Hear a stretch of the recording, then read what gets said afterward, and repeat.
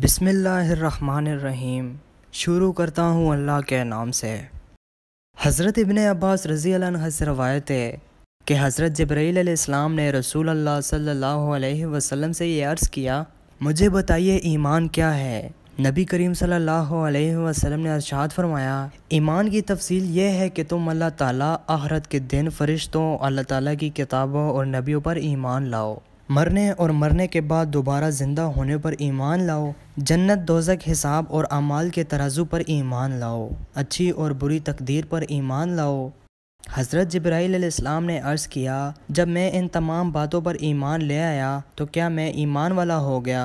آپ صلی اللہ علیہ وسلم نے ارشاد فرمایا، جب تم ان چیزوں پر ایمان لے آئے تو تم ایمان والے بن گئے۔